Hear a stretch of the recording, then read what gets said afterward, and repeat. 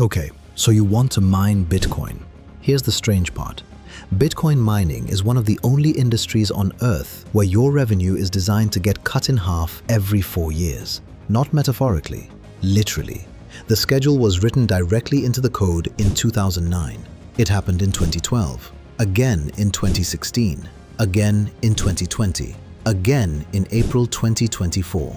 And every time it happens, huge numbers of mining operations suddenly become unprofitable almost overnight.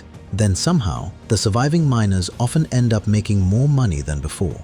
By the end of this video, you'll understand exactly how Bitcoin mining works, why electricity matters more than the machines themselves, and why the single most dangerous date in this entire industry has been publicly known for over 15 years. There are basically 3 levels to this business. At the bottom, home mining setups. A few ASIC machines running in a garage or basement. Modern mining hardware like the Antminer S21 costs several $1,000s per machine and runs continuously at enormous power draw. Even a small setup can add hundreds of dollars to a monthly electricity bill while producing only a fraction of a Bitcoin. Possible? Yes. A real business? Usually not. Then there's the middle tier, industrial mining farms. Hundreds or thousands of ASIC machines running inside dedicated facilities with commercial power infrastructure and industrial cooling systems. This is where Bitcoin mining stops looking like crypto speculation and starts looking like heavy industry. And finally, institutional scale. Public mining companies operating hundreds of thousands of machines across multiple facilities. Entire warehouses filled wall to wall with screaming cooling fans and machines running 24 hours a day. Power consumption comparable to small cities. Capital deployment in the hundreds of millions. But here's the thing that actually determines whether any of this works. It's not the machines, it's electricity. Electricity represents the majority of operating costs in Bitcoin mining. And the difference between paying 2 cents per kilowatt hour versus 8 cents can completely determine whether your operation becomes massively profitable or slowly bleeds money every single month. This is not really a computing business. It's an energy business disguised as a computing business. There are basically 3 ways in. First, buy machines and launch your own operation. Order ASIC miners, secure a power contract, find warehouse space, start mining. The machines themselves aren't usually the bottleneck. Cheap electricity is. Second option, host your machines through an existing mining company. You own the hardware. They provide the power, cooling, internet, and infrastructure. Lower upside, far less operational complexity. And then there's the third path, the one that creates the best economics in the entire industry. Find stranded energy. This is where Bitcoin mining gets genuinely strange. Some of the world's most profitable mining operations run on electricity that would otherwise go unused. Excess hydroelectric power, natural gas that would normally be flared into the atmosphere, overnight nuclear overcapacity. At extremely cheap energy prices, the economics change completely. And this is the moment most people misunderstand the business. Bitcoin miners are not really competing on computing power. They're competing on energy procurement. The companies that secure the cheapest energy often survive even with inferior hardware, which makes this industry look less like Silicon Valley and more like commodity trading. Now let's say you own a mid-sized mining farm, 1,000 ASIC machines. Before you mine a single Bitcoin, your costs are already enormous. The hardware alone costs millions, and unlike normal industrial equipment, these machines become obsolete incredibly quickly. A mining machine that's highly profitable today can become economically useless within a few years if newer hardware becomes significantly more efficient. Which means you're not really buying durable infrastructure, you're buying computing power that depreciates aggressively over time. Then, electricity. 1,000 modern ASIC miners can consume multiple megawatts of power continuously. That's enough electricity to power large numbers of homes, and the machines never stop running. Then cooling.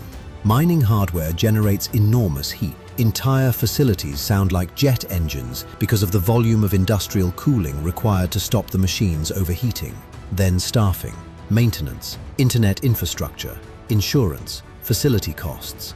And there's one more pressure constantly working against you: competition.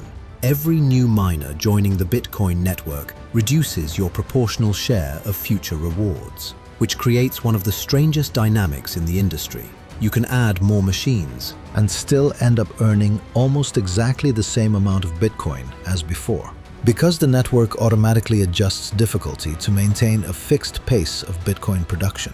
The harder everyone works, the harder the system becomes, by design. The Bitcoin network produces a fixed number of new coins every day. That number is controlled directly by the protocol itself. Miners compete for those rewards using computing power called hash rate. And here's the critical part. You are not competing against the market. You are competing against every other miner on Earth simultaneously, in real time. Your share of rewards depends entirely on how much computing power you control, relative to the entire global network. Which means mining is effectively a giant, continuously adjusting competition, where the prize pool stays fixed, while the number of competitors constantly changes. This mechanism is called the difficulty adjustment. Roughly every 2 weeks, the Bitcoin network automatically recalibrates how difficult mining becomes. If more miners join, difficulty increases. If miners shut down, difficulty decreases. That single mechanism changes everything. Because your machines working harder doesn't necessarily increase your earnings. What matters is whether your machines are outperforming everyone else's economically. And this is where the industry becomes brutal. The moment mining becomes highly profitable, more miners enter the market, which increases difficulty, which compresses margins, which forces weaker operators out. The system constantly eliminates inefficient participants automatically. There are 3 things most people misunderstand about Bitcoin mining. First, people assume miners simply want Bitcoin's price to rise forever. Not exactly. A rising Bitcoin price attracts new miners. More miners increase network difficulty, and rising difficulty compresses margins for existing operators. Ironically, the ideal environment for many miners is not maximum Bitcoin price. It's a Bitcoin price high enough to remain profitable without attracting overwhelming new competition. Second, people assume China still dominates Bitcoin mining. That changed dramatically after China banned mining in 2021. Large portions of global mining capacity relocated elsewhere, especially to the United States. Today, the US controls a massive share of global Bitcoin mining infrastructure. And third, people assume newer hardware always wins. Not necessarily. An older machine running on extremely cheap electricity can outperform newer hardware, paying much higher energy costs. In Bitcoin mining, energy pricing often matters more than hardware quality. In 2021, Core Scientific became one of the largest Bitcoin mining companies in America. Its valuation exploded during the crypto boom. The company expanded aggressively, took on debt, scaled operations rapidly. Then everything went wrong at once. Bitcoin's price collapsed, energy prices surged, debt payments remained fixed, and suddenly the economics inverted completely. The company was spending more on electricity and obligations than it was generating from mining. Within little more than a year, Core Scientific filed for bankruptcy. And this is the critical lesson. The problem wasn't necessarily Bitcoin mining itself, it was leverage. Because in this industry, your revenue depends heavily on an asset price you do not control. And if debt assumes permanently favorable conditions, the downside becomes catastrophic extremely quickly. That's why leverage in Bitcoin mining is so dangerous. It's not really a growth strategy, it's a liquidation timer. Now imagine the optimistic scenario. You secure extremely cheap electricity. Bitcoin prices rise, margins expand. Your hardware pays itself off rapidly. This happened repeatedly during major Bitcoin bull markets. Mining farms with access to cheap hydroelectric or stranded energy generated enormous returns during periods of rising prices. Now the realistic scenario. Bitcoin falls 60%. Electricity prices stay high. Meanwhile, newer ASIC hardware launches with much better efficiency. Your machines suddenly become less competitive while revenue collapses at the same time. You're forced to either upgrade hardware, absorb shrinking margins, or shut down entirely. And that's the brutal reality of this industry. You are constantly racing against hardware obsolescence, rising competition, energy markets, and Bitcoin's own volatility, all at once. Satoshi Nakamoto hard-coded the Bitcoin halving into the network in 2009.